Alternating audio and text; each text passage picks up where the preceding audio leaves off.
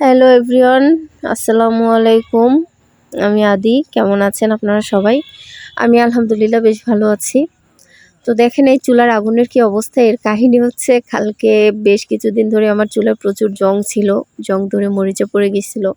তো জাস্ট সেটাকে পরিষ্কার করার জন্য আমি সারা রাত্র হারপিক লাগিয়ে রেখেছিলাম। তো ভোরবেলা উঠে আলহামদুলিল্লাহ খুব তাড়াতাড়ি ভালোই পরিষ্কার হয়ে গেছে, কিন্তু এখন দেখি চুলার আগুনটা একটু সবুজ বেরোচ্ছে। কেন বেরোচ্ছে আদৌ ঠিক হবে কিনা আমি ঠিক জানি না। এই তো আজকে রান্না করছি পোমা মাছ। বাংলাদেশে এটাকে পোমা মাছ বলে, আর ইন্ডিয়াতে মেবি বলে ভোলা মাছ, আর চিংড়ি দিয়ে লাউ। তা আমি এখানে চিংড়ি মাছ কষিয়ে নিয়েছি, মাছটাকে ভালো করে ভেজে নিচ্ছি।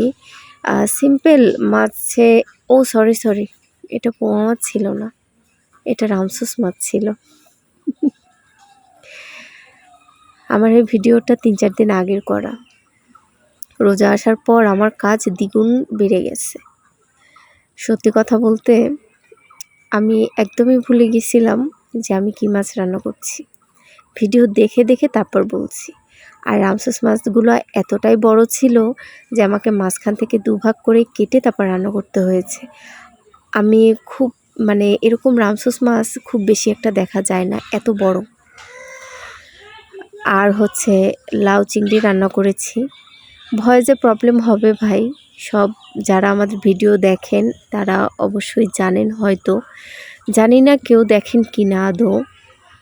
তো আমার ভয়েসের পাশে নয়েজ বিভিন্ন রকম আপনারা পাবেন, একটু কষ্ট করে মানিয়ে নেবেন প্লিজ। এমন একটা পরিবেশে আমি থাকি যেখানে আমি আলাদা করে ভয়েস দেওয়ার এক কোনো সুযোগই আমার নাই, আমি কোনোভাবেই পারছি না। তো এই ভিডিওটার ভয়েস দিয়ে এবার আমি আজকের যে ইফতারটা সেটা তৈরি করতে যাব। তো যাই হোক, আজকে আমি 3টে সেদিন রান্না করেছি, সে রান্নাটাই আপনাদের সাথে শেয়ার করলাম। এখানে আমি লাউ চিংড়ি রান্না করেছি, এটা আমার গাছের লাউ ছিল, ভীষণ মজা, খুব তাড়াতাড়ি গলেও গেছে। আর এখানে আমি 2 পিস চিংড়ি মাছ ভুনা করে নিচ্ছি। আমার একটা মেয়ে আছে, 2টা মেয়ে আছে, সরি। বড় মেয়ের জন্য এই চিংড়ি মাছটা ভুনা করব, ও ভীষণ পছন্দ করে খেতে চিংড়ি মাছ। আর আমার ছোটো মেয়েটা ইলিশ মাছ খেতে ভালোবাসে। দুজনে 2 টাইপের। আমার ছোটো মেয়েটা একদমই চিংড়ি পছন্দ করে না, আর আমার বড় মেয়ে একদমই ইলিশ পছন্দ করে না।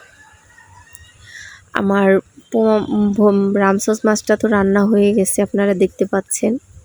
কথার ভুল ত্রুটি হলে অবশ্যই ক্ষমা সুন্দর দৃষ্টিতে দেখবেন আশা করি। আমার লাউ রান্না হয়ে গেছে, আমি এবার ঢেলে নিলাম। এক হাতে ক্যামেরা ধরে আর এক হাতে রান্না করছি। অনেক কষ্ট হচ্ছে আমার আজকে রান্না করতে। এই 2 দিন যাবৎ যেমনি পা ব্যথা তেমনি হাতে ব্যথা, তাই নিয়ে রান্না করতে হচ্ছে। তারপরে রোজার জোগাড়, ইফতারির জোগাড়, বাড়তি একটা ঝামেলা, খুব পেইনের মধ্যে দিয়ে যাচ্ছি। পরশুদিন একটা ভিডিও আপলোড দিয়েছিলাম, বলেছিলাম যে রেগুলার দিব। কালকে সেই কথা আমি আর রাখতে পারলাম না। কালকে এত ব্যস্ততা গেল আমার উপর থেকে, বলবো রীতিমতো একটা ঝড় বয়ে গেছে। আজকে একটুখানি সময় পেয়েছি, আর আমার খুব সমস্যা হয়ে যাচ্ছে ঘুমোতে। প্রচণ্ড রকমের প্রবলেম হচ্ছে ঘুমোতে।